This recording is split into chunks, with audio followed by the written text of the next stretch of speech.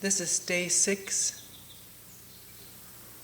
of the July 88 7-day retreat.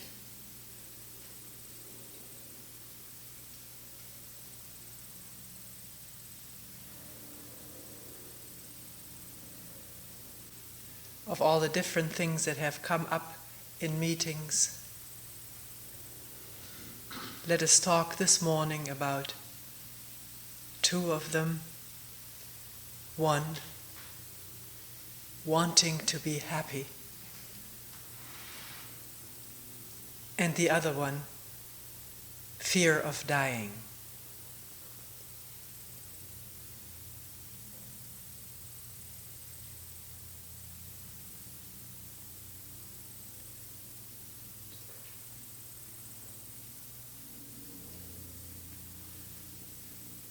This is what one person said. What I really want, or all I want of my life, is to be happy.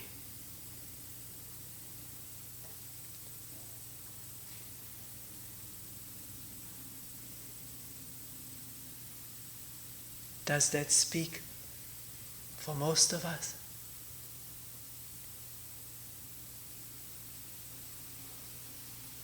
Meaning, for most human beings, really all we want is to be happy.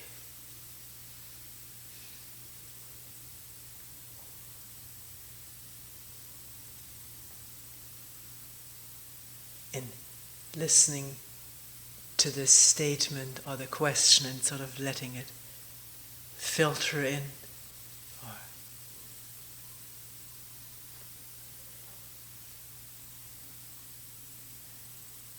percolate for a moment.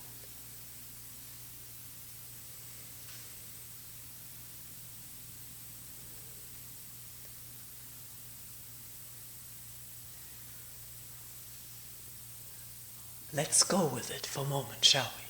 Wanting to be happy. I have no answers in my mind about this.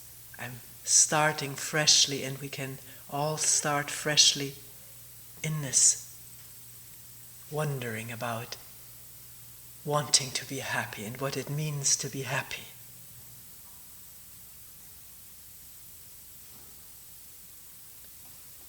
What is happiness? What do we mean when we say, I want to be happy?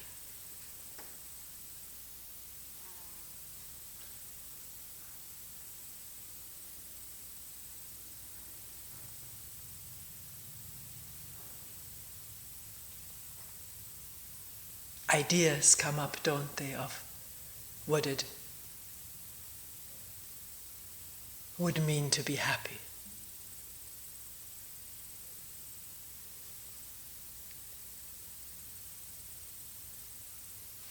What it would take to feel happy, what one would have to have.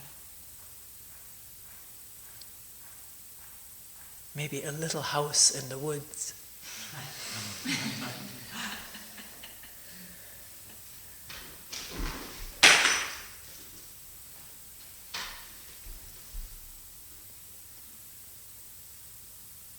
With a nice wife or husband.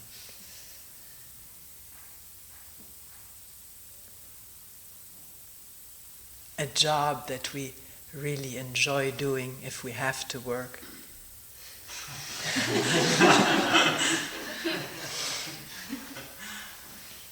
We may be fortunate to have a legacy, then we don't have to work, but we still have to figure out something to do that we would enjoy doing, that we would love to do, to make us happy.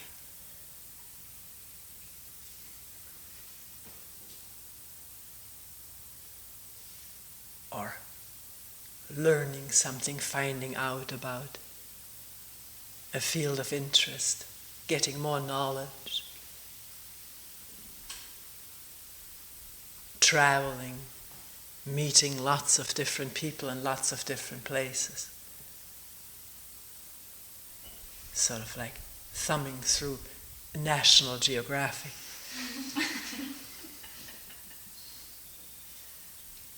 climbing mountains or going to the depths of the ocean.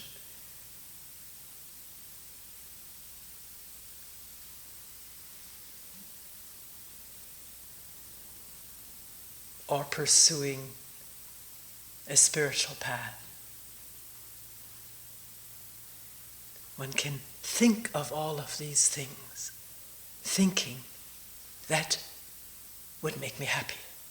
Then I would be happy.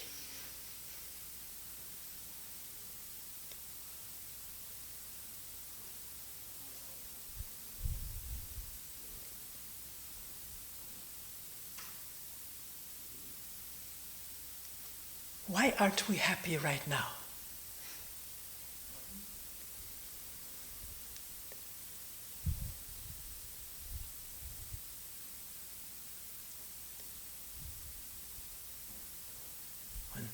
One looks out over the trees with their varied colors of green, different shapes of leaves, and movement of tree trunks and branches toward the hills, the blue and gray, sometimes pinkish hills, a lovely blue sky with the sun, and some cool air, sound of birds, being able to walk or sit, eat good food. Why aren't we happy?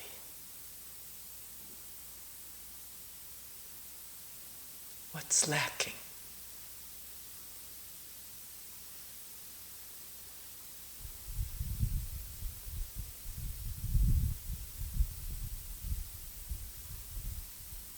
Why isn't the heart filled with joy and love, overflowing?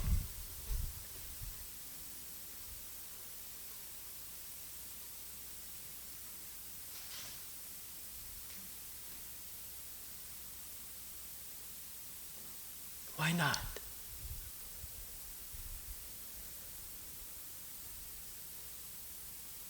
What is making us not happy, unhappy?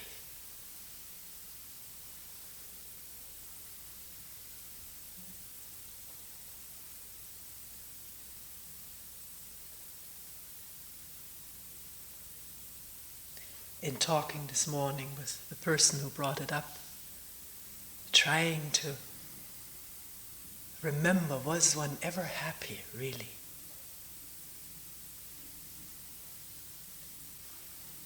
That elusive state, can one remember it? And yes, one could remember it. Rare moments, and what was the quality, the essence of that rare moment of happiness, as one not listens to a story told here by the person who happens to be speaking, but looking at oneself.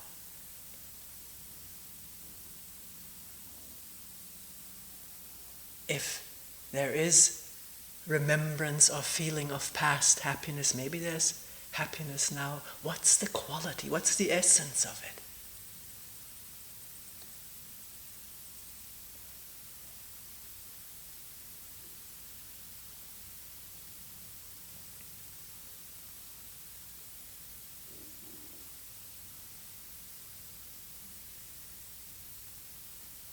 Being with a person whom one loves or is in love with.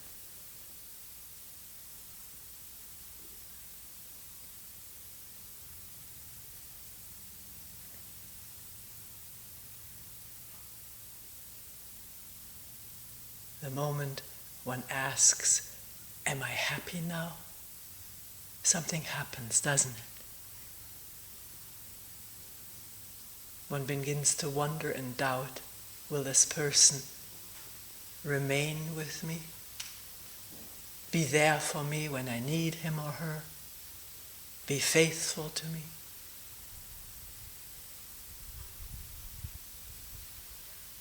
With the moment of happiness, as one wonders, is one really happy, go goes an imagined future, how it will have to be to remain happy. And a feeling of possessiveness manifests. One wants to possess whatever makes one happy. The person, the house, whatever, the ideas, the activity. Have it available. Keep it, pursue it, not lose it.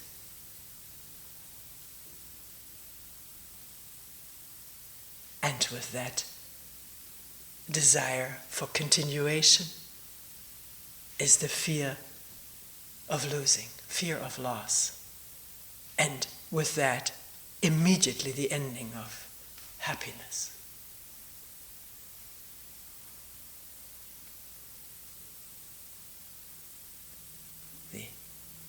In talking this morning, we agreed that a quality of happiness is the total absence of fear. The mind being free of fear.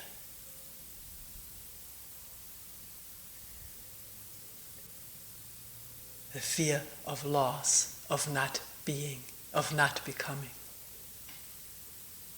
of not having.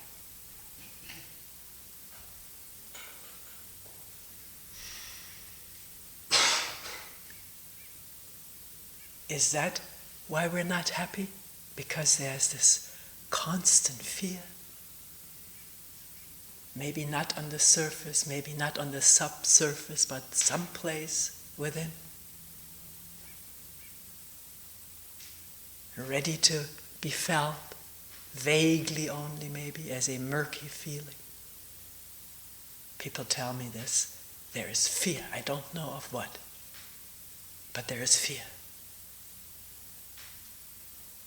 Often after a talk, people will say there's some vague anxiety triggered by what you're saying.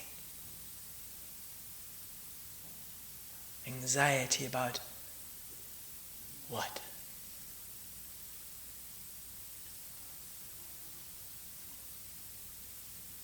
Maybe not continuing with what one has a deep attachment.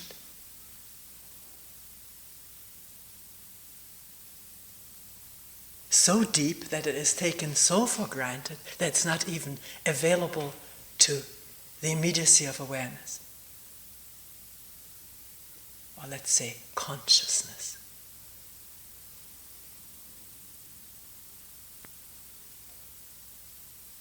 One can't think of, by consciousness I mean one cannot think of what it is that one is afraid of, and yet there is this feeling of anxiety throughout the body.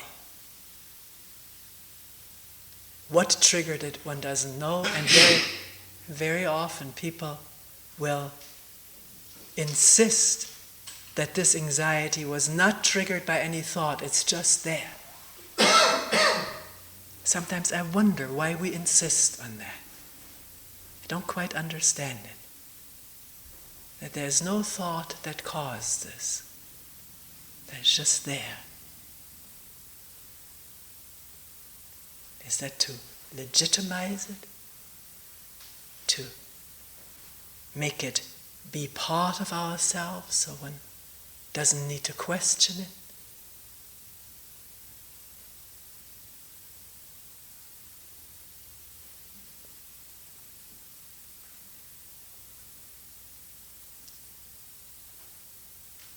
So if happiness is indeed a state in which there is no fear, then don't we need to find out what fear is and be in touch with that? Rather than the mind searching and imagining states of happiness and going for them.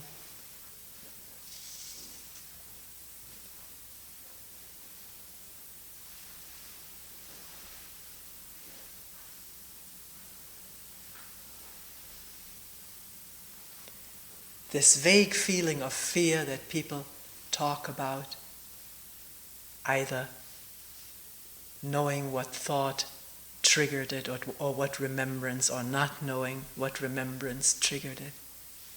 What is it all about? Why are we afraid? What does fear mean to us? If we say, I'm afraid, there is a feeling of fear.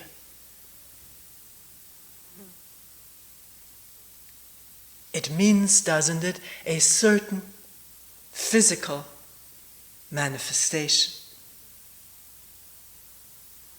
And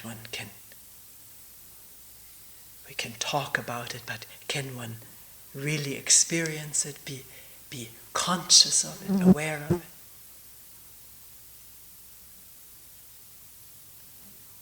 Feelings in the stomach, the sternum, solar plexus, the breath not proceeding quietly but being stirred up. Maybe the heart rate stirred up, beating faster. Dis-ease in the stomach and intestines. Something discomforting. The solar plexus. Maybe in the back, and tensions in the muscles. Maybe a headache.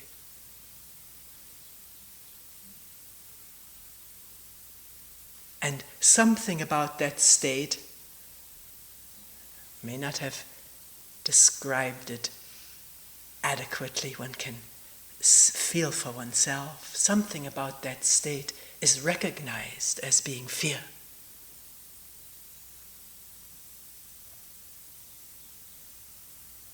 That's a fact, isn't it? That takes place. One wouldn't talk about feeling fear if one didn't recognize a state, a physical state of being, internal movements and churnings, as being fear. Which means there is a memory of similar states in the past which bring about this recognition. And one may remember what in the past this state of being was associated with some kind of a danger. Something to be afraid of. That means danger, doesn't it? Danger to what? Before we go into that, let's be more clear about that. A physical state is being recognized and labeled fear.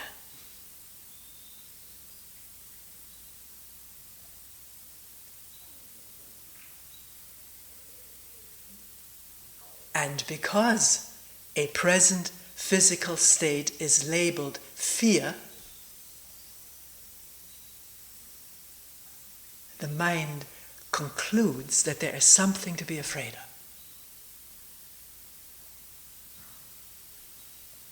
One has to come upon that oneself. The thought has escaped one. What triggered it? Or maybe the thought has not escaped one. It was sort of vague, but there it was and it's gone. But this state which is prevailing now indicates, through recognition that it is fear, indicates that there's something to be afraid of. That there's danger around. Danger to me, or what I am identified with, my family, children, house.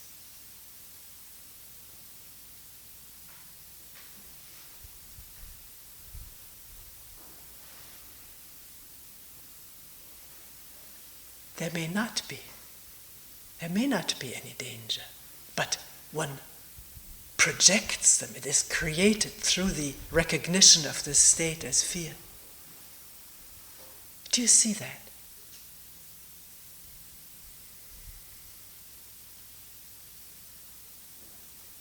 And what is it that is endangered?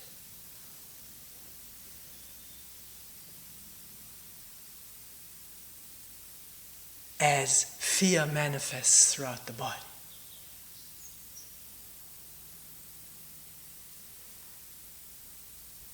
One can shrug one's shoulders and say, I don't know, and not want to go any further.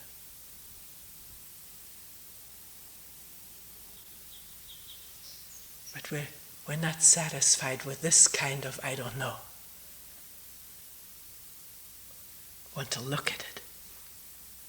Trace it out, track it. What is it that we're afraid of? What is the body with its symptoms guarding against or running away from? Because that's what these symptoms express, a physical response to run or to protect, to defend. If the organism gets the signal danger, it responds with a conditioning which is thousands and hundred thousands of years old to prepare the body to run or to defend.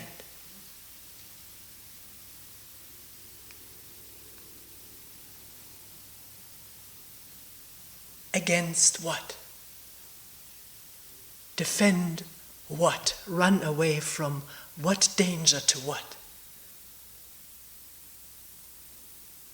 Are we looking? Ourselves?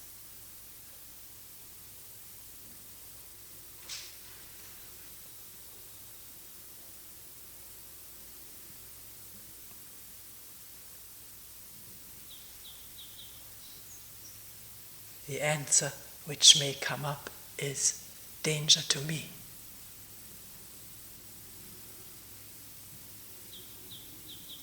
Right? That comes up as some danger. I'm afraid for me, for myself.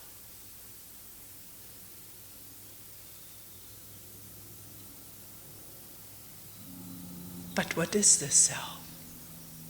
What is this me? Where we've been questioning it for 6 days.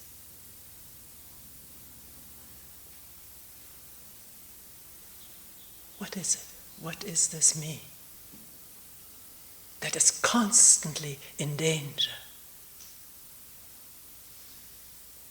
of being hurt, of being killed, annihilated, damaged, in danger of losing what it is deeply attached to?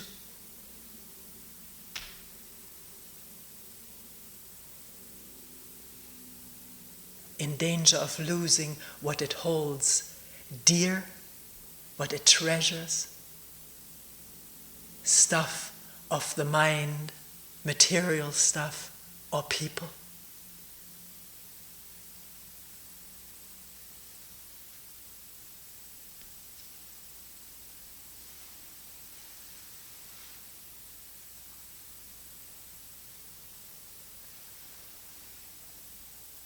Are we asking too much at a time? What is the me we're asking? Look for it. Has one, or not has one, can one delve deeply to find out what this me is? That is endangered. Fear tells us that.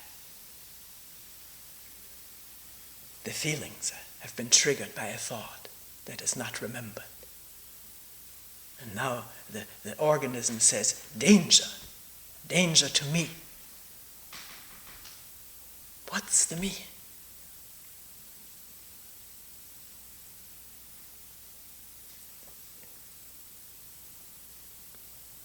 The physical body? Physical body is the physical body. It's a physical body like there are the physical bodies of the deer. Have you seen them? Running, grazing, looking, jumping.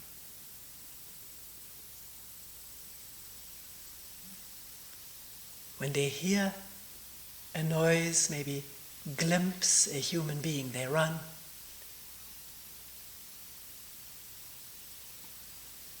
I don't know whether they think I'm afraid. They just run. Seeing and running as one complete, total action. I don't know if deer have the size of brain to imagine a me that is threatened and think of that while they're grazing. But leaving deer alone for the moment, there are organisms like here. And a physical organism can exist, function healthily, wholly, lightly, without the idea of me. That has to be tested out, not to be accepted or rejected. We're saying that the idea of me is something extra, constructed by the large-sized brain that has developed over thousands of years in human beings,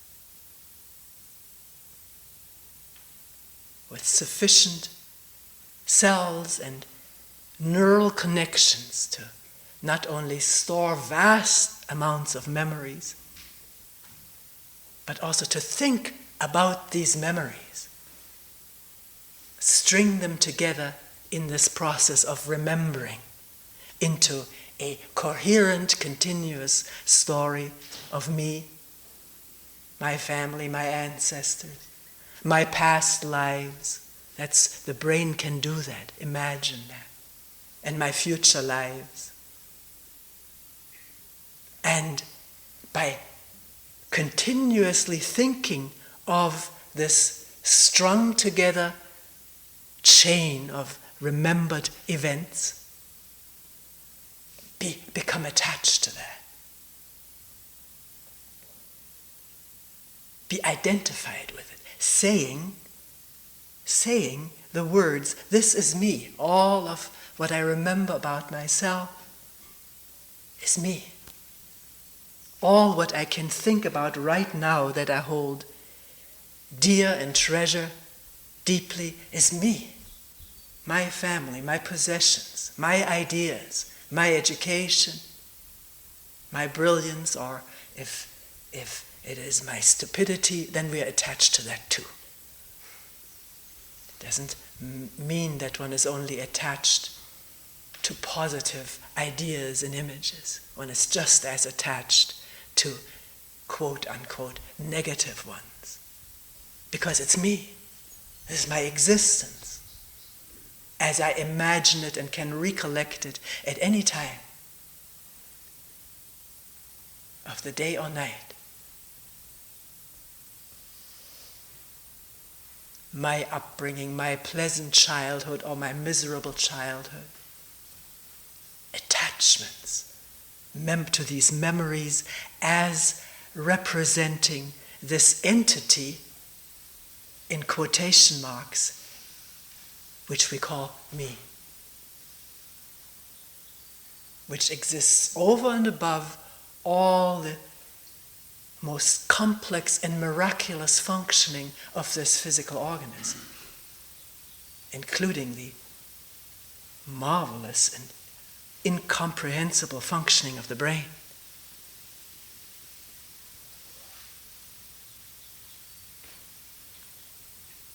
Which makes possible this mental creation of a permanent, or maybe semi-permanent, hopefully more permanent than less permanent entity of me.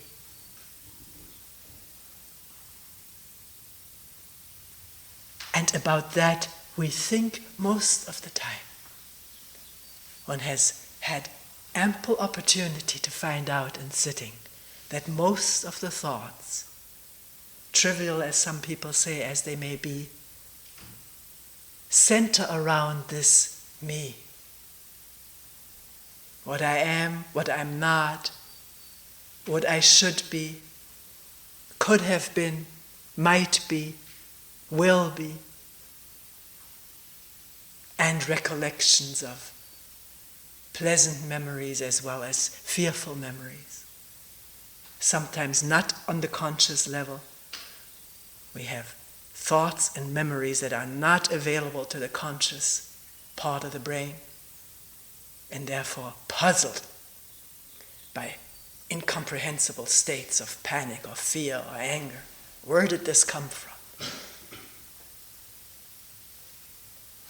Triggered by remembrances, maybe not available to the conscious mind.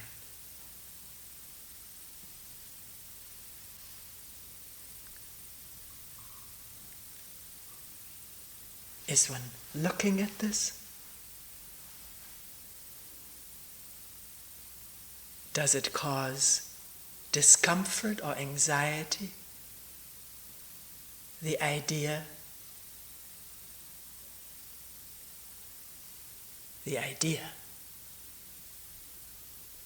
that all one is beside the functioning physical organism, an accumulation of images and memories with their fears and desires.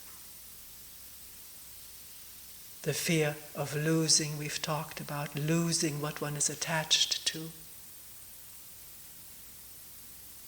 and desiring what may make one happy. All through the vehicle of imagination. Is there a discomfort at this idea that this is all one may be?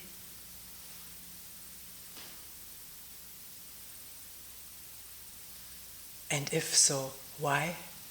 Why the discomfort at this? It's not just an idea, it's a fact. That this is what the me is. Don't take my or anybody's word for it, but investigate for yourself, find out. Look for it, look for this entity, the soul.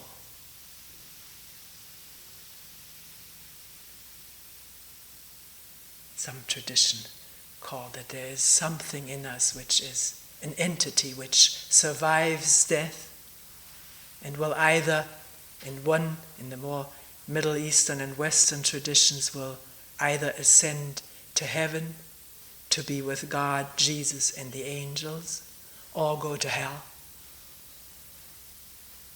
with the devil, or in what is becoming more and more popular here because it's more benign, be reincarnated. There's hope for the future.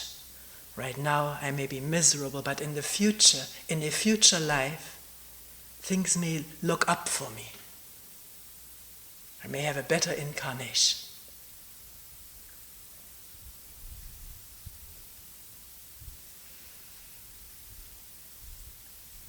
And with that, the fear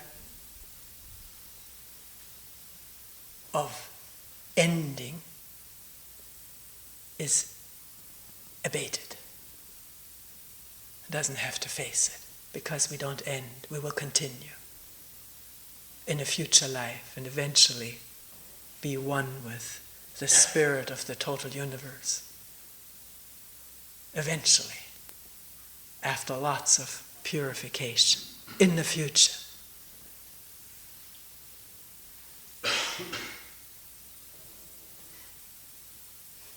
Which is thought, isn't it? Do you see that? Thought and imagination and desire and fear.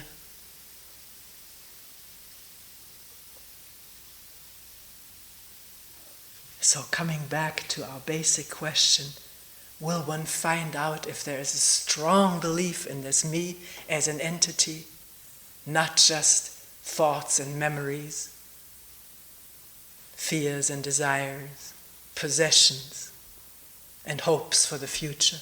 If if one has the feeling there's more than that, there is something there, I know it intuitively, one will say. Will one look for it? See if one can find it.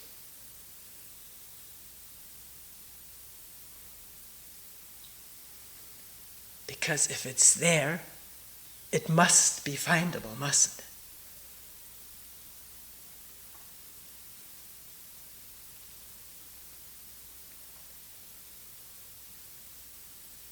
And in the process of looking, will one be aware of what it is that one finds?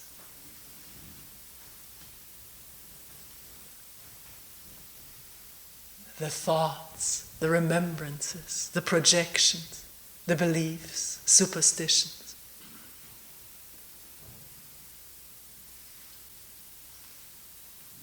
And the fear of coming to an end.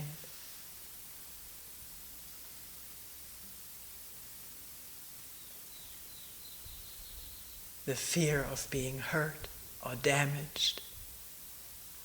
The fear of being killed or dying.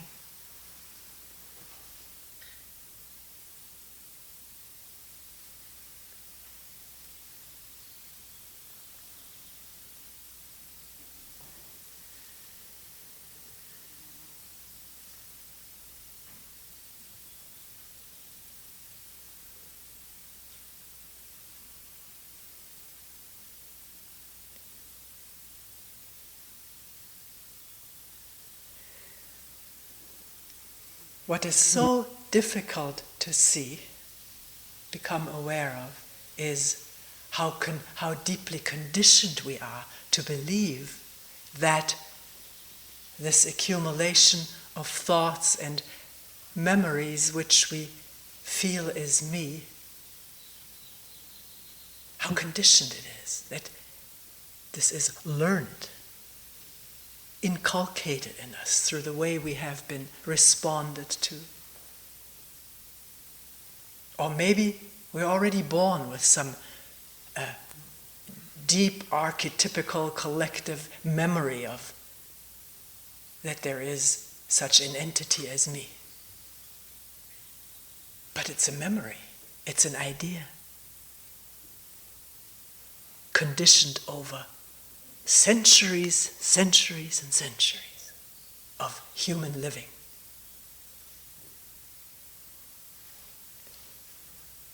And what we're asking here, is it possible to become aware of that conditioning? Because only through an inward awareness of this conditioning, an illumination of it, can there be a freedom from it. More imagination, more beliefs only add to this volume of the me. Doesn't throw light on it. Throw light on the actual fact of it. The images, and the fear that the image may get hurt or end, the protectiveness of the image, all the devices the mind has invented to protect this me from hurt or damage or ending.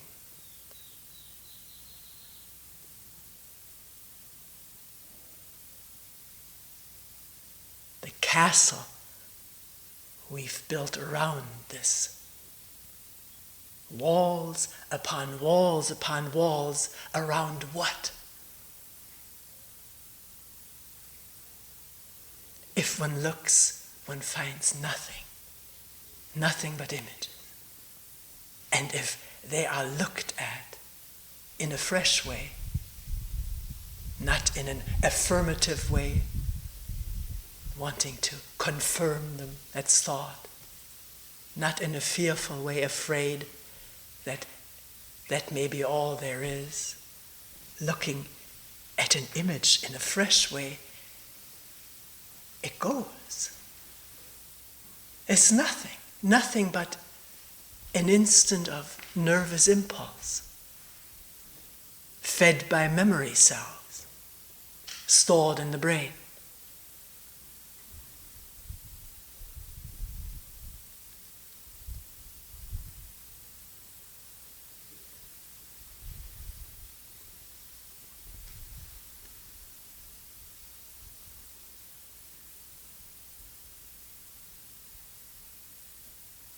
If one looks at the emotions, stays with the emotions, we've talked for days about really being with anger or fear, pain, the feeling of numbness or frozenness, deadness that people experience within themselves. Remaining with whatever's there, not making a story out of it, not attaching to it or defending it or wanting to get rid of it. Just the utter simplicity of letting it be there without burying the head in a sleeping bag.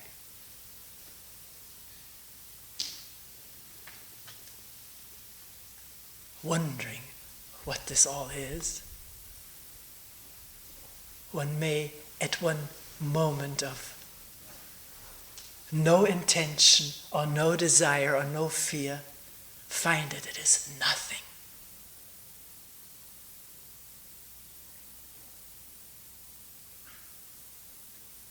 That there's nothing to hold on to, and nothing to run away from, and nothing to get hurt.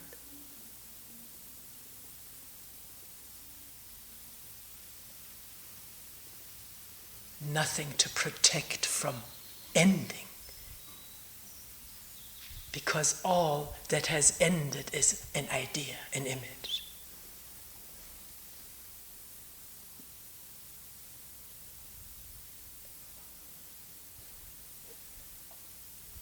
If immediately a new thought springs up, oh my God, I'm nothing, then one has something to worry about again. This idea of being nothing, and the imagination immediately playing with it. Nothing means no joy, no life.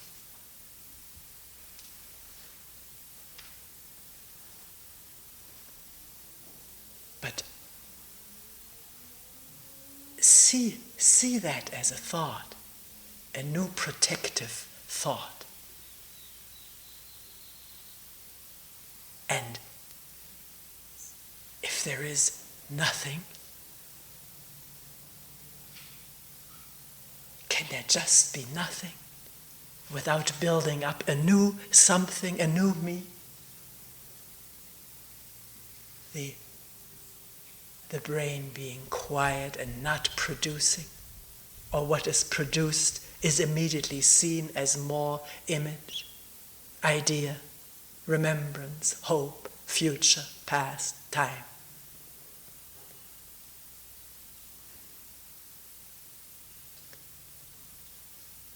You see, when there's nothing, then there's nothing to be afraid of. Then there is an inner transparency in which no separation is felt from the trees and the sky and this beautiful earth covered with grasses of all forms and shades. The dew on the leaves in the morning,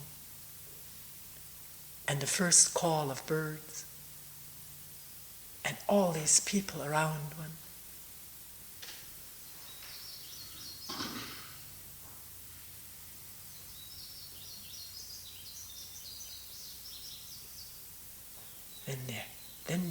Then the heart is full of joy and love, not fear and holding and protecting and attaching, which is the burden of our life, which is what prevents this inward and outward happiness,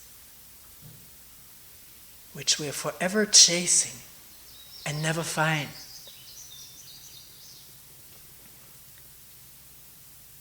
Because it is the me, the idea of oneself that wants to be happy.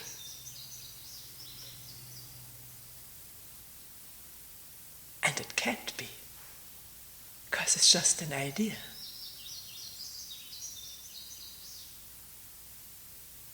And there's the fear that it may be exposed.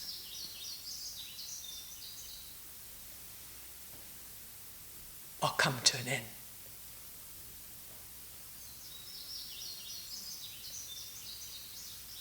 Which is the operation of thinking. Do you see that? Can you go along with this? And listen at the same time. Without recognition.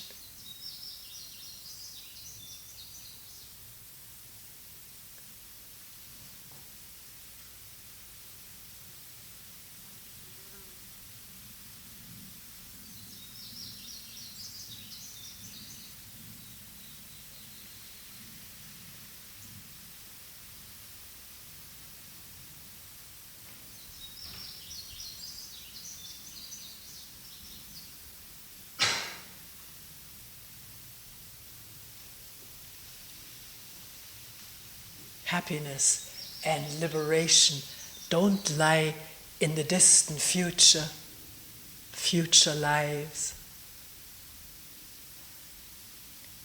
If there isn't clarity now, the same burden will continue.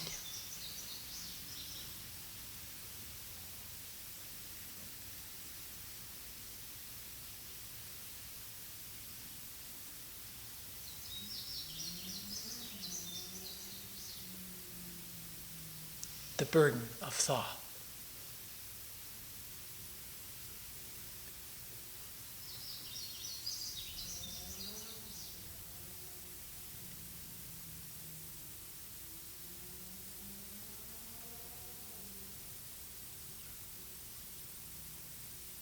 But one can tell, can't one, an intellectual understanding of this is not enough. It's helpful. Because if the intellect is satisfied that it understands, it doesn't throw landslides in the way. But the whole thing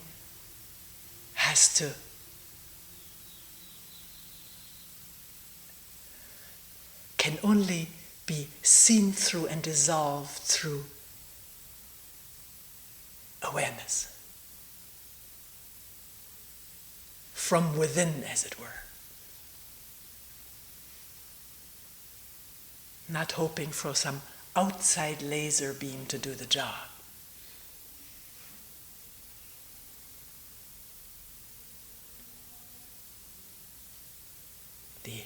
The energy comes from, I don't know where from.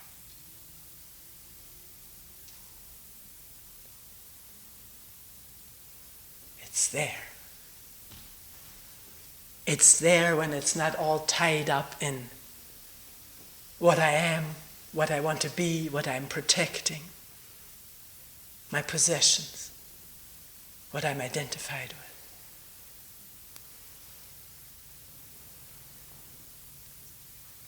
When it's not blocked in all of that, but moves freely to illuminate. Thought, image, remembrance, and all that comes from it. And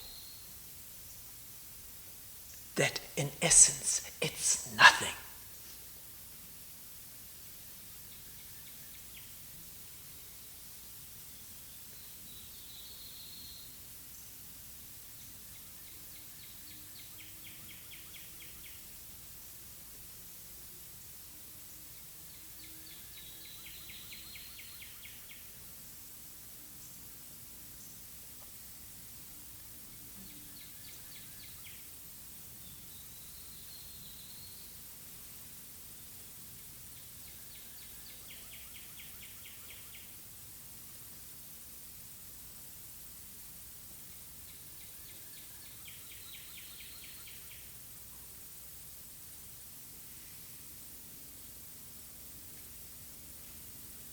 We will end here for today.